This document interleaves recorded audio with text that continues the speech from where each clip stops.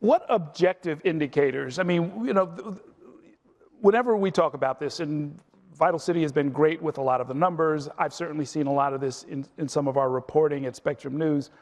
There are objective indicators. There's, you know, the crime rate, there's arrest rates, there's shooting clearance, there's emergency room assault visits and so forth. And then there's, you know, vibes. There's how people feel, some of which can actually be objectively captured, but much of which is not. What objective indicators do you think New Yorkers should be paying attention to? And if you're the mayor, which ones would you be looking at? I often hear from New Yorkers their greatest concerns have to do with murders and shootings. And we can see that murders and shootings are down since 2019, and they are down even further since 2024. And yet we know that, as was said earlier, major crimes are up 30% since 2019. So my answer to you is this is what I often hear of as the first thing, and yet, as we know, for most New Yorkers, it is not the most frequent version of crime that they interact with or they hear about. And so CompStat gives you a sense of crime as it is. And then there is also all of that which is not categorized. So to me, one of the most important things is, in our vision for public safety, is our plan to deploy teams of dedicated mental health outreach workers to the 100 subway stations with the highest levels of mental health crises and homelessness.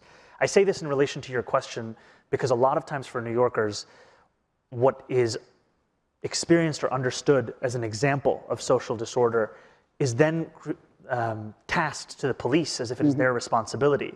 And what we have ended up with is police officers responding to 200,000 mental health calls a year. And that cannot be separated from the fact that response times have increased by 20% over the last few years, where now the average time is closer to 16 minutes. Sure. Well, yeah, I want to come back to that in a minute, but I'm struck by, well, let's talk for a minute about disorder or the perception of this disorder, its relationship to crime that does not involve, say, the mentally ill. I saw you at the breakfast that precedes the West Indian American Day Parade about a week ago. It was a great morning. We had a great time. By the time the sun went down, 6 people had been shot, 1 had been slashed, and it was a reminder that, frankly, last year at the 2024 parade, 5 people were shot, 1 fatally in broad daylight on Eastern Parkway. They still don't even have a suspect in that case.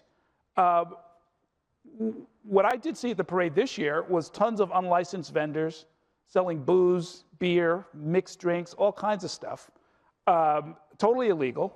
So blatant that, in my opinion, it had to have been noticed or condoned, frankly. What do you do about that? Because that's something that doesn't involve complicated new systems like what we're going to talk about when it comes to, say, seriously mentally ill people or people who are unhoused. But what do you do about that, your run-of-the-mill disorder? You know, I think, first of all, I appreciated your hosting of that breakfast, and I tried to keep it to no politicking on that stage. I think the city has to showcase its own competence in trying to create that social order. And what I mean by that is you bring up vending. And one thing that I've been struck by is how the city, under Mayor Adams's leadership, has simply refused to issue the permits that are now required by law, to the extent that we have 4,000 or 5,000 person waiting lists where a vendor will pay an intermediary who just happens to be a vendor who got lucky 20, 30 years ago, $20,000 for the right to sell chicken and rice.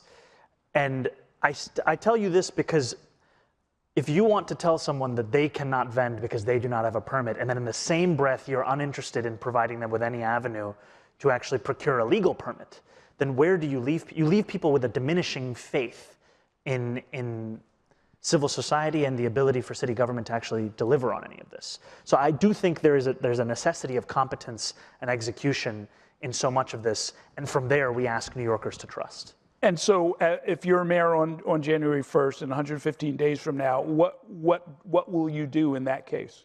Well, the first thing is that I would stop the practice of what the Adams administration just did with vetoing one of the bills that would help to actually cohere the system. And the second is that I would actually start to procure those licenses, to eliminate that black market, to, in the words of a number of vendors actually reduced the price of chicken and rice from $10 to $8, because they have told me that if they weren't paying $20K for a vending fee, they would be able to charge a little less for their food. And it's getting to the nuts and bolts of the competency that's been missing in some of this execution. Over the last 30 years, we've learned a lot about what reduces crime. We have not been great in New York in ensuring that we always follow the evidence. When push comes to shove, whether we have to decide whether to put it into a program or just assess what's going on and maybe try and think it through, we kind of always defer or default to running the program.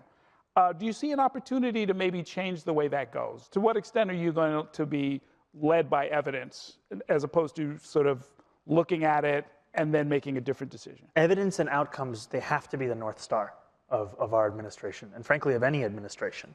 And I think what's frustrating is that we have evidence of approaches that work, but they are not operating at the scale that they could be. You know, Be Heard, for example, it's a program that could respond to mental health crises in New York City.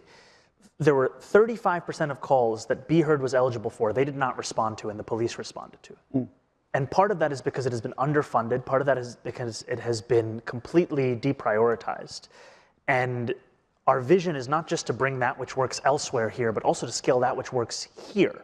And to me, the vision of Be Heard has to be one where we have it present in every single neighborhood, and in the 20 neighborhoods of the highest need, that we have 2 or 3 teams, and that we increase funding for it by about 150%.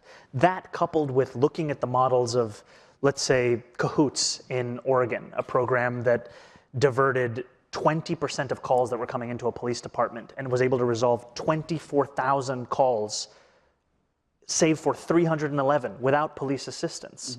It shows what could be possible. And what I've found is that oftentimes when you speak about this, it's seen as if it is a critique of police officers. And yet what has struck me is that it is often police officers, like the police chief in Olympia, who described their Familiar Faces program in the language of the need to hug the cactus, to embrace that which is uncomfortable actually makes the job easier. And I think that that would transform what policing looks like in New York City if we say that no longer must police respond to every single failure of the social safety net. Well, when it comes to programs like Be Heard, do you think it was, I mean, you know, it had limited hours, it had limited funding. As you said, they sort of passed on a lot of calls or insisted on sending cops on certain calls where arguably, according to the model, they weren't necessarily needed. Is this something that you would assign to the police department, or is this for your new Department of Community? This is currently not in the police department, but part of the issue here is that, like so many programs, it operates in a silo, separated out from so much similar work. This would be an example of something that would come into the Department of Community Safety.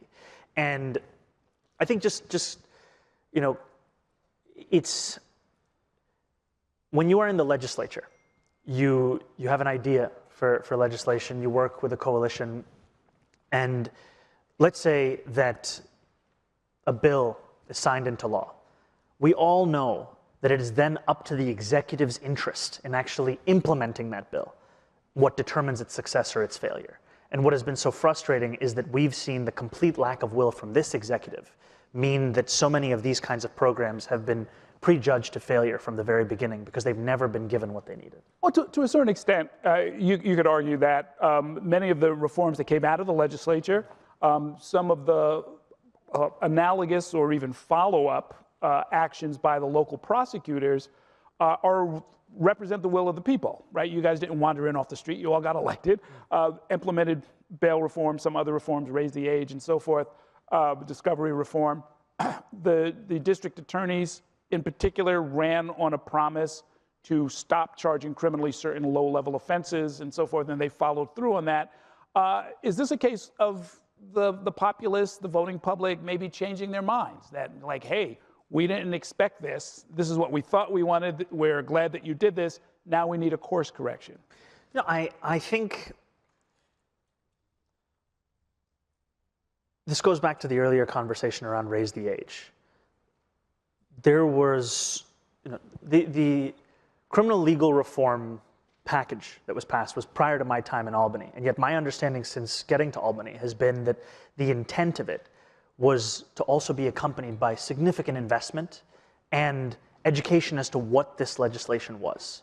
Because I can tell you that the way in which people have also understood these pieces of legislation has not always been tied to what the legislation itself actually does.